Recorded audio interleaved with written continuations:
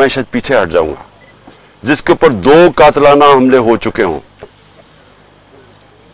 दूसरा judicial complex के अंदर जो मेरे ऊपर इन्होंने पूरा कत्ल करने का प्लान बनाया हुआ था, जिसके ऊपर 2 हमले हो चुके हों, और वो फिर भी पूरी तरह इस अपनी तहरीक के अंदर एक कदम पीछे ना हटे, तो उसको ये समझ आए कि वो पीछे नहीं हटेगा। और जो मैं फिर से कहता हूं कि जो आज मेरे साथ खड़े रह गए हैं, मैं तो अपनी बात नहीं करता, ये कौम आपको याद रखेगी, क्योंकि कौम को भी पता आप किस तरह के प्रेशर ले रहे हैं। और फिर इस सारी चीज के अंदर जो बात कोई कर नहीं रहा, और कभी भी किसी मुहज़्ज़ब माशरे में ऐसा नहीं होता कि 25 लोग अभी कंफर्म्ड 25 लोग शहीद हुए हैं, सबके किसी के पास कोई हथियार नहीं था, पुरअमन एहतजाज कर रहे थे और उनको सीधी गोलियां मारी गई हैं। 25 का हमें पता इसलिए क्योंकि हमें बाकी का पता इसलिए नहीं कि 7,500 वर्कर्स को पकड़ लिया, 7,500 तहरीक इंसाफ के कारकुनों को पकड़ा हुआ है, तो हमें पता ही नहीं है कि और कितने और शहीद हुए हैं। हमें इतना पता है कि तकरीबन 700 के करीब लोगों को इंजरीज हुई और वो गोलियों की इंजरीज ज्यादा हैं। तो बात तो आज ये करनी चाहिए कि क्या इसके ऊपर कोई कमीशन नहीं बैठनी चाहिए कि आपके मुल्क के शहरी हैं, जो भी है, एक आदमी कत्ल होता है तो उसके ऊपर तहकीकात होती है, तो पता तो चले कि ये हुआ क्या था। और मैं आज आप सबके सामने कह रहा हूं कि जब भी इंडिपेंडेंट कमीशन बैठेगी, इसके अंदर एक मुनज़्ज़म साजिश आपको नजर आएगी। प्लान किया हुआ था सब कुछ, क्योंकि मुझे तो शुरू में पता ही नहीं, मैं तो जेल में था 4 दिन, मुझे तो ये नहीं पता कि हो क्या रहा था। तो मैं जब बाहर निकला जेल से, उन्होंने कहा जी तबाही हो गई, ये हो गया, घर जलाए गए, कोर कमांडर। मैं भी हैरान, ये हुआ क्या है, क्योंकि 27 साल में एक दफा बताओ कि कभी कोई इस तरह की जलाया घराव कुछ हुआ है 27 साल में। जब मुझे गोलियां लगती हैं तब तो, और मैं एक आर्मी ऑफिसर को नाम लेता हूं उसका, इंटेलिजेंस ऑफिसर को, तब तो कोई नहीं जलाता, कब तो कोई बिल्डिंग्स ही जलती। तो ये एकदम क्या हुआ है? तो इसका मुझे पूरी तरह अंदाजा, और मैं आज डिमांड करता हूं कि जब और बनाई जाए, क्योंकि ये बहुत बड़ा मुल्क के अंदर 4 दिन जो हुआ है, एक इंडिपेंडेंट कमीशन बनाई जाए। और इंडिपेंडेंट कमीशन में क्या चीज सामने आएगी, मैं अभी आपको बता देता हूं क्या चीज सामने आएगी, क्योंकि मेरे सामने तो फैक्ट्स आ गए हैं। हम आपको सबूत देंगे कि कैसे प्लान करके लोगों को हमला करवाया गया है फौजी इमारतों के ऊपर। पिंडी के अंदर पुलिस ने पीछे से, क्राउड आगे खड़ा था, पीछे से पुलिस ने इनके ऊपर टेयर गैसिंग करके उनको जीएचक्यू की तरफ धकेला है, और रास्ते में कोई पुलिस नहीं थी जीएचक्यू के। यहां जो हुआ है, अब हम लाहौर जानते हैं, मैं तो पैदा यहां हूं, ये पास ही तो है, 3-4 मील यहां से है वो कोर कमांडर। कभी सुना है कि कोर कमांडर लिबर्टी से लोग चल रहे हों और कोर कमांडर घर पहुंच रहे हों और वो खाली पड़ा हो?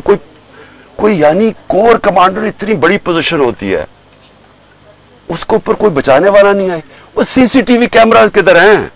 वहां सीसीटीवी कैमरा लगे होंगे, पता तो चले वो कौन सी शक्लें थी जिन्होंने जलाया। अब तक तो सामने आ जाना चाहिए था सब कुछ। टीवी पे इतनी ज्यादा प्रोपेगेंडा चल रहा है, कम से कम वो शक्लें तो दिखा दें सीसीटीवी कैमरा पे किन लोगों ने जलाया था वो कोर कमांडर का घर। और क्या आपको हमारी डॉक्टर यास्मीन, मेरी बहनें वहां बाहर खड़ी होकर कह रही हैं कि आपने अंदर नहीं जाना। कौन था जिसने अंदर उनको किया है? वही लोग थे जिन्होंने मियां वाली के अंदर जहाज चौक पे सब, जब वहां पुरअमन एहतजाज करे, उन्होंने कहा जी ये इसको जलाना है जहाज को। वो भी वहां से रिपोर्ट्स हैं कि वो उनको आगे कह रहे थे कि आपने ये करना है। पेशावर में वही रिपोर्ट्स आ रही हैं कि अंदर घुसे हुए थे लोग जो आप उकसा रहे थे क्राउड को। देखिए 27 साल में कभी किसी ने इस तरह की कोई हरकत नहीं की, तो एकदम ये जो सब कुछ हुआ है, तो इसके ऊपर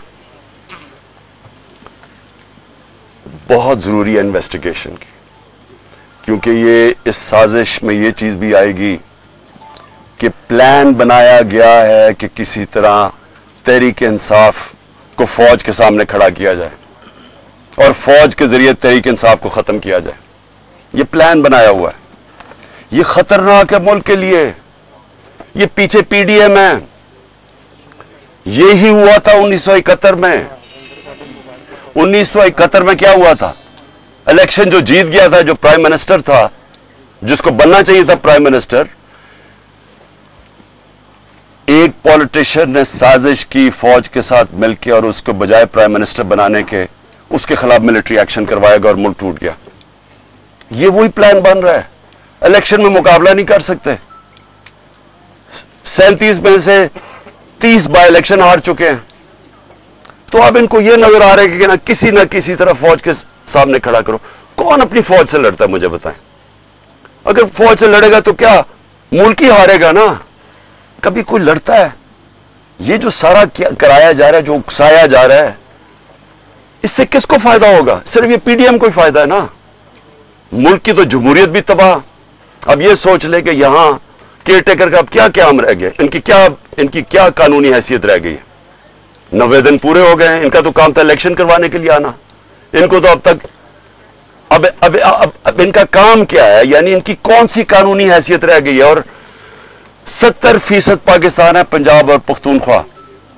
اب آج وہاں کوئی ریپرزینٹیٹو گورنمنٹ نہیں ہے کیونکہ انہوں نے الیکشن نہیں 90 دن میں کروایا. آئین کو توڑا ہے.